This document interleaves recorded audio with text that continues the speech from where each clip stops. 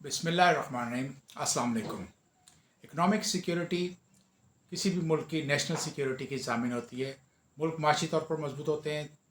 तो उनकी सिक्योरिटी भी मजबूत होती है और मुल्क तरक्की करते हैं। पाकिस्तान में बदकिस्मती से सियासत को सबसे ज़्यादा नंबर वन प्रायोरिटी पे रखा गया और उसी को फोकियत दी गई, लेकिन इसके बावजूद 75 सालों में सियासत सियासी तौर पर मिच्योर ना हो सकी और रिज़ल्ट हमारे सामने है कि आज मुल्क माशी तौर पर इतना कमज़ोर हो चुका है कि लोग अब पाकिस्तान के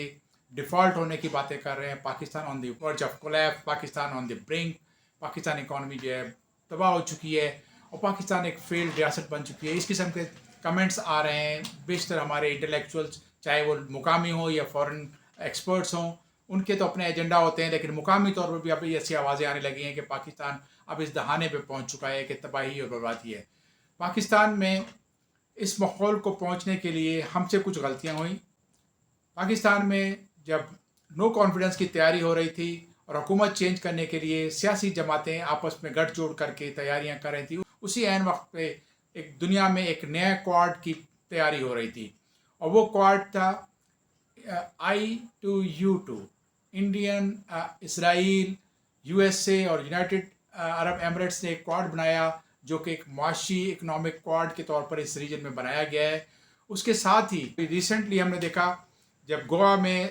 SCO की मीटिंग के लिए हम बिलावल जरदारी फॉरेन मिनिस्टर पाकिस्तान के विज़िट करने गए, तो उनके स्टेटमेंट के बाद इंडिया के फॉरेन मिनिस्टर जयशंकर ने एक ऐसा बयान दिया जिसकी दुनिया भर में तो मजम्मत की गई, डिसेंट कंट्रीज़ की तरफ से मजम्मत की गई, लेकिन वो बयान उसके पीछे एक जुर्रत थी कि इंडिया अपने आप को माशी तौर पर इतना मजबूत कर चुका है कि अब दुनिया उसकी एक बहुत बड़ी मार्केट की तरफ खिंची चली आ रही है और उसमें उसके बयान ने एक मैसेज दिया। उसके पीछे ताकत थी कि उनका G20 के अंदर होना, उनका I2U2 क्वाड में शामिल होना और उसके बाद फिर उनकी एक्सपोर्ट्स का बढ़ जाना, रिजर्व्स का बढ़ जाना, ये वो वजह हैं जो उनके पीछे एक ताकत के तौर पर एक ऐसे बयान को लेकर आए। पाकिस्तान को ऐसे हालात में अपनी स्ट्रेटजी जो बिजनेस एज यूजुअल के तौर पर हम हमेशा से चलाते हैं उसको ख़त्म करना पड़ेगा और एक नई स्ट्रेटजी बनानी होगी। पाकिस्तान को अब माशी तौर पर मजबूत करना होगा और इसकी पहली प्रायोरिटी बनेगी। पाकिस्तान की फ़ौज मजबूत है, पाकिस्तान की कौम मुनज़्ज़म है, मुत्तहद है, तो पाकिस्तान महफूज है। इस स्ट्रेटजी पे काम करना होगा, पाकिस्तानी आवाम की जहन साजी की जाए और इसके लिए ज़रूरी है कि उनको नेशनल जो कौमी धारा है उसके अंदर शामिल किया जाए। इस वक्त प्रॉब्लम यह है कि हमारे जो ज़्यादातर लोग हैं, क्योंकि उनके पास कोई ऐसी इंगेजमेंट नहीं है। अगर आप देखें कि खेल के मैदानों से लेकर इंडोर आउटडोर गेम्स से लेकर दूसरे जितने तफरी चीज़ें होती हैं उसकी भी कमी होने की वजह से अब सिर्फ और सिर्फ हमारे पाकिस्तानी आवाम या तो व्हाट्सअप सोशल मीडिया पर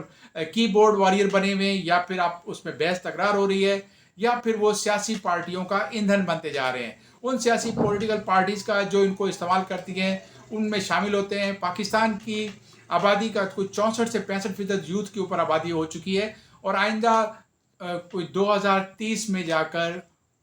80% तक की आबादी हो जाएगी। यूथ किसी भी मुल्क का एक सरमाया होता है, उसके ऊपर इस मुल्क की, उसके पेरेंट्स की इन्वेस्टमेंट की होती है। उस यूथ को एक नॉलेज देना, उसको इक्विप करना, आइंदा आने वाली दुनिया के जो माशी चैलेंजेस हैं उसको मीट करे और उनको अपना जो है एक कौमी धारे में उनके जहन साजी की जाए, ये इस वक्त ज़रूरत है पाकिस्तान की। आपको याद होगा कि वर्ल्ड वॉर 2 के बाद से दुनिया भर में एक स्ट्रेटजी चलाई गई थी जिसको मैंडेटरी मिलिट्री में सर्विस कहा जाता था और आप उसमें बहुत से ममालिक आज भी अपने यूथ को, अपनी नौजवान लड़के लड़कियों को फ़ौज के अंदर लाजमी 2 साल की 3 साल की सर्विस के लिए देते हैं। पाकिस्तान के हमारे पड़ोस में ही देखें, ईरान में भी ये है, इसके अलावा इसराइल में और बहुत से ममालिक हैं जहाँ पर ये सर्विस लाजमी है। उस सर्विस के दौरान नौजवान जब 18 साल की एक कच्चे जहन के होते हैं उनकी जहन साजी की जाती है, एक पैट्रियोटिक सिटीजन बनाया जाता है और फिर उनको आंखें और कान बनाया जाता है अपने सिक्योरिटी एजेंसीज का, ताकि कोई ऐसी चीज़ हो रही है उसकी इत्ला उन तक पहुंचाई जाए। लेकिन हमारे यहाँ हमने इसको नहीं यूज़ किया और जिसकी वजह से आज हमारे पास देखा जाता है कि दहशत गर्दों का भी एक राज नज़र आता है कि कई सवास से लेकर और कई ऐसे वाक़यात हो चुके हैं जिसके अंदर सिक्योरिटी लैब्स भी हैं और इस चीज़ की कमी को शिद्दत से महसूस किया गया है कि हमें नौजवान नस्ल को अब अपने उसमें धारे में लाना होगा। पाकिस्तान का एक लास्ट ट्राई हो रही है कि पाकिस्तान अपने आप को माशी बहरान से निकालने के लिए IMF से ट्रांच रिलीज करा सके बजट से पहले। अगर ये ना हो सका तो फिर ये हो सकता है कि ये प्रोग्राम 30 जून को एक्सपायर होने के बाद नामुकम्मल प्रोग्राम रह जाए और फिर एक नए प्रोग्राम में जाने के लिए इससे ज़्यादा मुश्किल हो, इससे ज़्यादा मुश्किल वक्त आएगा जो पाकिस्तानी आवाम के लिए बहुत ज़्यादा मुश्किल तरीन होगा। हमारा अभी जो बजट बन रहा है उसके अंदर भी एक बहुत बड़ा खसारा होगा, कुछ 8,000 अरब तक का खसारे की अंदाजे लगाए जा रहे हैं और ये खसारे का बजट, मुसलसल खसारों का बजट आता रहेगा। हमें अपनी इकॉनमी को बेहतर करने के लिए अब इस मुल्क का जो ब्रेन ड्रेन है उसको रोकना होगा। यहाँ तक कि यूथ के अलावा अब ऐसे हालात पैदा हो गए, पिछले दिनों हमने देखा जो हालात हुए उसमें